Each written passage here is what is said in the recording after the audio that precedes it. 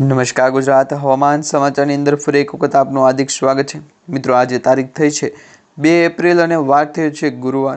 આજના દિવસે ગુજરાત રાજ્ય ઉપર ખાસ કરીને એકસાથે ત્રણ સિસ્ટમો છે અસર પહોંચાડતી જોવા મળી રહી છે। એક તો લો પ્રેશર સિસ્ટમ છે, એક મિત્રો વેસ્ટર્ન ડિસ્ટર્બન્સની અસર છે અને ત્રીજી સિસ્ટમ છે અપર એર સાયક્લોનિક સર્ક્યુલેશન એટલે યુએસએ। આ ત્રણેય સિસ્ટમ વિશે તમને આજે માહિતી આપવાની છે। કઈ સિસ્ટમ ગુજરાતને અસર પહોંચાડશે અને આવનારું ચોમાસું 2026નું છે એ કેવું રહેવાનું છે। અત્યારે જો મિત્રો ચોમાસાની શરૂઆત થતાની પહેલાં જ વરસાદ જો ભૂકા બોલાવતો હોય અને ખાસ કરીને અરબ સાગરના દરિયાની અંદર 40 કિલોમીટર પ્રતિ કલાકની ઝડપે પવનો ફૂંકાતા હોય એટલે વાવાઝોડાની પણ આગાહી સામે હોય છે। તમને આજના વિડીયોની અંદર બે જ માહિતી જણાવવાની છે। એ બે માહિતી તમે જાણી લેશો એટલે તમને ખ્યાલ પડી જશે કે ગુજરાત ઉપર જે વાતાવરણની પરિસ્થિતિ દર્શાવવામાં આવી રહી છે તેના જે વાદળોનો ઘેરાવો છે એ શા માટે પાકિસ્તાન, અફઘાનિસ્તાન અને તુર્કિસ્તાન એટલે કે જે પશ્ચિમી દેશો છે એ પશ્ચિમી દેશોમાં ઈરાનથી થઈ અને આ સિસ્ટમો આગળ વધી છે। શા માટે આ સિસ્ટમો ત્યાંથી આગળ વધી છે એના વિશેની માહિતી મળી જશે। હવે તમને જણાવી દઈએ તો મિત્રો આ જે ભાગો દર્શાવવામાં આવી રહ્યા છે ત્યાં રણ પ્રદેશ છે અને વધુ પડતું ગરમ પ્રદેશ એટલે કે ગરમીનું પ્રમાણ વધારે હોય તેવી આ જગ્યા। હવે ત્યાંથી એક વાદળોનો ઘેરાવો બનતો જોવા મળી રહ્યો છે અને એ વાદળોનો ઘેરાવો આગળ વધ્યો એટલે આગળ વધતાની સાથે મિત્રો ગુજરાત તરફ આગળ વધે તે પહેલાં અરબ સાગરનો સામનો કરવો પડે એટલે કે અરબ સાગરના દરિયાકાંઠાના વિસ્તારોમાં પાકિસ્તાનનો અમુક ભાગ આવી જાય છે અને અફઘાનિસ્તાનનો પણ અમુક એકાદો ભાગ આવી જાય છે। તો આ જે ભાગ અત્યારે દર્શાવવામાં આવ્યા છે એ ભાગની અંદર વરસાદી સિસ્ટમ બને તેવા વાદળોનો ઘેરાવો ઉત્પન્ન થયો। હવે વાદળોનો ઘેરાવો જે ઉત્પન્ન થવાના પરિબળો જે છે મુખ્યત્વે એ 2 થી 3 છે। એક તો મિત્રો અહીંયા જે છે ઠંડીનું પ્રમાણ હતું એટલે કે શિયાળાની શરૂઆત હતી, શિયાળાની ઋતુ ચાલી હતી। હવે આ શિયાળાની અંદર જે ઠંડા પવનો છે એ ભેજવાળા પવનોને ઉપરથી જવા દે એટલે લો પ્રેશરવાળી સિસ્ટમ ત્યારે બને કે ઉપરથી જો લો પ્રેશર સિસ્ટમની અસરના કારણે ઘેરાવો બન્યો હોય તો પછી એ low pressure system well mark low pressure સુધી પહોંચે છે। પરંતુ વેસ્ટર્ન ડિસ્ટર્બન્સ અને ખાસ કરીને અરબ સાગરના દરિયાની અંદરથી આવા જે રિપોર્ટ છે આપણને મળે તો એ તમે માન્ય ગણો। હવે આ વસ્તુ ગુજરાતના દરિયાકાંઠાના લોકો ઉપર પહોંચી કે વેસ્ટર્ન ડિસ્ટર્બન્સની અસરના કારણે આટલી પ્રોબ્લેમો થાય, ગુજરાત દરિયાકાંઠાના લોકોને લીધે આવી પ્રોબ્લેમ થાય કે જો દરિયાકાંઠાના વિસ્તારોની અંદર હવામાન પરિસ્થિતિ હોય કે પછી ગુજરાતના દરિયાકાંઠાના લોકોને પણ આવી પરિસ્થિતિ સર્જાતી હોય તો એના વિશે શું કરવું। તો આ જે વરસાદની આગાહી અત્યારે અંબાલાલ પટેલે દર્શાવી હોય કે પરેશભાઈ ગોસ્વામીએ દર્શાવી હોય પરંતુ વેધર એનાલિસિસના વેધર રિપોર્ટ પ્રમાણે એટલે કે મોન્સૂન ડિપાર્ટમેન્ટ છે હવામાન વિભાગ ગુજરાત રાજ્યનું પણ છે અમદાવાદ ખાતે, ભારત વિજ્ઞાન વિભાગ કેન્દ્ર દ્વારકા છે દિલ્હી છે તો એમના દ્વારા પણ એક બેસ્ટ રિપોર્ટ આપવામાં આવતો હોય છે। આ તમામ રિપોર્ટો સ્કાયમેટના આધારે પણ તમે છે એ સ્કાયમેટનો સંપર્ક કરી શકો છો, તેના કારણે પણ તમે છે એ વધારે ડિટેલ આગળ પહોંચી શકો।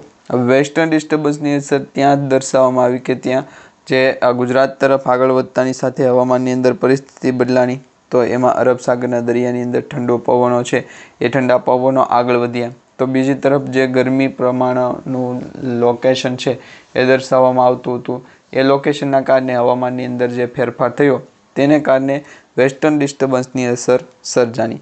હવે આ વેસ્ટર્ન ડિસ્ટર્બન્સ છે એ ઘણા બધા દેશો તરફથી આગળ વધ્યું છે એટલે કે પાકિસ્તાન છે, અફઘાનિસ્તાન છે, તુર્કિસ્તાન છે અને ગુજરાત છે એટલે ગુજરાતની નજીક આ સિસ્ટમ આવી હતી ત્યાંથી લઈ અને રાજસ્થાન ગઈ, રાજસ્થાનથી પંજાબ ત્યાં જો આ સિસ્ટમ વેસ્ટર્ન ડિસ્ટર્બન્સની અસર છે એ ઘેરાતો મારતો રહે એટલે જો ગતિ ન પકડે અથવા તો ગતિ આગળ ન વધે તો આ સિસ્ટમ જે છે એ મુખ્યત્વે વાવાઝોડામાં પરિવર્તિત થઈ શકે છે। હવે વાવાઝોડાની આગાહી જે છે એ તમને દર્શાવી છે તો એ પણ જણાવી દઈએ કે વાવાઝોડું થવાના મુખ્ય કારણો કયા છે। તો આ જ સિસ્ટમોના કારણે વાવાઝોડા છે એ થતા હોય છે। લો પ્રેશર સિસ્ટમ હાઈ પ્રેશરની અંદર ભેગી થાય અને ત્યાંથી જો સિસ્ટમ લોકેશન ન થાય તો સર્ક્યુલેશનના કારણે આ સિસ્ટમની અસર છે એ આપણને દર્શાવવામાં આવી રહી છે। પરંતુ જો હવામાનની અંદર કોઈ મોટો ફેરફાર થાય ગુજરાતના જાણીતા હવામાન વિભાગો દ્વારા જો કોઈ મેટા ટીમ સપોર્ટને કોઈ પણ પ્રકારની જાણકારી આપવા માંગે અને વાતાવરણની અંદર જો મોટો ફેરફાર આવી અને પરિસ્થિતિ અત્યારે બદલાય તો ગુજરાતનું વાતાવરણ છે તમે જોઈ શકો છો, જેમાં વીજળીના કડાકા ભડાકા સાથેની આગાહી છે એકાદ બે વિસ્તારોની અંદર છે. ત્યાર પછી તે દરેક જિલ્લાઓની અંદર વાદળોનો ઘેરાવો સતત ગુજરાતને આગળતો રહ્યો છે. હવે આ જ કારણ હોઈ શકે વરસાદ વધવાનું, અથવા ઓફ સિઝનની અંદર જો વરસાદ પડતો હોય તો એ મુખ્યત્વે કારણો હોઈ શકે. તો આવા કારણોના કારણે છે એ મુખ્યત્વે ઓફ સિઝનની અંદર પણ વરસાદ છે ખેંચાતો હોય છે. મુખ્યત્વે તો આપણે જે છે એપ્રિલ મહિનાની અંદર વરસાદ જોયો નથી. મે મહિનાની અંદર અને જૂન મહિનાની અંદર વરસાદનું પ્રમાણ હોય. મે મહિનાની અંદર વાદળ જોયું, વાતાવરણ અને વરસાદી સિસ્ટમ, તેમાં પણ ખાસ કરીને વાવાઝોડાની અસરો તેમાં છે ઇન્ક્લુડ હોય છે. પરંતુ આપણી જે વેસ્ટર્ન ડિસ્ટર્બન્સની અસર અને ન્યૂઝ પોલિટિકલની આધારે જે છે સમાચાર, એમાં એકચ્યુઅલી આ વરસાદની સ્થિતિ છે એ મજબૂત નથી, કારણ કે લો પ્રેશર સિસ્ટમ પણ બની અને વેસ્ટર્ન ડિસ્ટર્બન્સ બની તો તે સિસ્ટમ મજબૂત ના હોઈ શકે. તેમાં લો પ્રેશર સામે અલ્ટ્રા વાયોલેટ લો પ્રેશર સિસ્ટમની પસંદગી થાય છે. એટલે વેસ્ટર્ન ડિસ્ટર્બન્સની અસર જે છે એ ગુજરાત ઉપર પૂરું એક્સિસ વાતાવરણને લઈને ન મળતું હોય તેમાં આ પ્રકારની રિસ્ટ્રિક્શન આપે છે. તો તમારે એમાં મેપ છે એને જે છે સરખી રીતે ફિટ કરવો અને બંગાળની ખાડીથી નજીક રહેલા જે વિશાખાપટ્ટનમ છે, ભુવનેશ્વર છે, આટલા જે ભાગો છે એ ભાગોની અંદર પણ વરસાદી માહોલ છે એમની પ્રેરણા મોકલો. તો આટલા જે જિલ્લાઓ છે એ દર્શાવવામાં આવી રહ્યા છે કે વરસાદ છે એ આવે એ પહેલાં ચોમાસું શરૂ થાય એ પહેલાં આ પરિસ્થિતિ છે ઉત્પન્ન થઈ ગઈ છે, તો એ હવે પૂર્ણ થવી જોઈએ. તો વરસાદી માહોલ પણ આપણને જે છે એ કામ કરતાં અટકાવી શકે છે અને વેસ્ટર્ન ડિસ્ટર્બન્સની અસર પણ આ પ્રકારે આપણે હવે પછી ગુજરાતના અમુક ભાગોની અંદર કાયદાકીય જે છે એ બને છે. કાયદાકીય હોય તો પણ સારું બને, પરંતુ હાલ પૂરતી ગુજરાતના લોકેશન છે એમને આપણે કાયદાકીય કહી શકીએ. તો વેસ્ટર્ન ડિસ્ટર્બન્સની અસર હોય તો ગુજરાતના દરિયાકાંઠાની લોકેશન આપે તો આપણે આ કઈ રીતે બને છે કે વેસ્ટર્ન ડિસ્ટર્બન્સ બને છે, પરંતુ જે કામ ઓલાને કરવું હોય ઓલો નથી કરતો, ઓલાને કરવું હોય ઓલો નથી કરતો. ત્રણેય વાયુને જે છે એ સંપીને રહેવાની સંભાવના વધારે હોય છે. વરસાદી આગાહી હોય તો પછી તમે એમ કહો કે પેપરની અંદર 200 માર્ક આવ્યા અને 300 માર્કનું પેપર હતું તો 200 થી 300 તો 300 માર્ક જે છે એવો દિવસે એવોર્ડ આપે તો દરરોજ આપે કે કેમ, કેટલા દિવસ સુધી એવોર્ડ આપવામાં આવ્યો હતો. તો વરસાદી સિસ્ટમ કોઈ હતું કે નહીં, વાતાવરણની અંદર કોઈ પણ હતું કે નહીં, તે દરેક માહિતી આપણે જાણીશું. વેસ્ટર્ન ડિસ્ટર્બન્સની અસરના કારણે પણ ગુજરાતનું હવામાન છે એકાદ 2 દિવસ સુધી છે એ ઠંડુ રહી શકે, ત્યાર પછી ફરી વખત વાતાવરણની અંદર છે એ સમજાવી શકે છે. મિત્રો, ગુજરાતના હવામાન વિભાગ ડિરેક્ટર એ.કે. દાસે આગામી 4 દિવસ ભારે વરસાદની આગાહી આપી છે. તેમાં ગુજરાતમાં ટ્રિપલ રેન સિસ્ટમની આગાહી આપી છે. આગામી 4 દિવસ ભારે વરસાદ, ગાજવીજ સાથે પવન, તોફાન અને કમોસમી વરસાદની આગાહી. તે મિત્રો, ગુજરાતના હવામાનની અંદર અચાનક મોટો પલટો આવ્યો અને હાલ રાજ્યના હવામાનની અંદર એક મોટો ફેરફાર છે. આંધી અને તુફાનની સાથે ભારે વરસાદની આગાહી રહેલી છે. તેમાં આઈએમડી આપી છે 4 દિવસ સુધી વરસાદની આગાહી. મિત્રો, કયા જિલ્લાઓની અંદર વરસાદ પડે તેવો આપણે સોશિયલ મીડિયા આધારિત કહી શકીએ નહીં, પરંતુ સાચું કે ખોટું હોય તે કહી શકીએ છીએ. વેધર એનાલિસિસના ફોરકાસ્ટ પ્રમાણે માહિતીની અંદર પેજ છે એમનું જે લોટ છે એ આપવામાં આવી ગયો છે. તો આ પ્રકારે ગુજરાતનું લોકેશન છે આપણે સમજીએ છીએ કે હવામાનની અંદર ફેરફાર કરાવતા હોય અને ગુજરાતનું દરિયાકાંઠાનું લીકેજ થયું હોય તો વરસાદી માહોલ છે ત્યાં સર્જાય છે.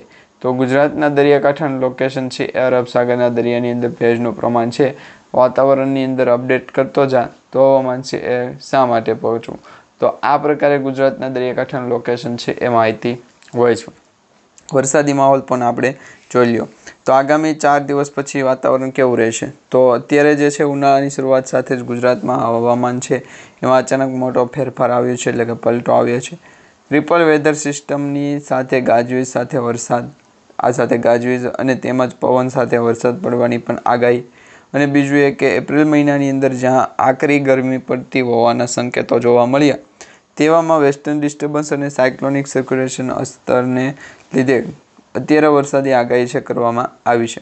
આ એક જ વીજળી પડકાવાની કોઈ સંભાવના બાબત નથી દર્શાવવામાં આવતી. હવે જોઈએ તો ગુજરાતનું વેસ્ટર્ન ડિસ્ટર્બન્સ અસર માહિતી અરબ સાગરના દરિયાની અંદર ભેજનું પ્રમાણ વધારે હોય તો આ ગુજરાતના દરિયાકાંઠાનું લોકેશન છે અપડેટ જણાવી દઈશું. તો વેસ્ટર્ન ડિસ્ટર્બન્સ અને બંને તો આ લોકેશન પ્રમાણે અરબ સાગર દરિયાની અંદર ભેજનું પ્રમાણ અને વેસ્ટર્ન ડિસ્ટર્બન્સની અસર તેમાં જ આપી દેવામાં આવી છે.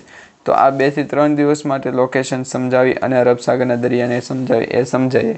પરંતુ અત્યારે ગુજરાતનું હવામાન છે એ સમજવા કરતાં બંગાળની ખાડીની અંદર લો પ્રેશર સિસ્ટમ વધારે તે બાબત મહત્ત્વની ગણવામાં આવી છે. તો આ પ્રમાણે છે એ હવામાનની અંદર ફેરફાર થઈ છે.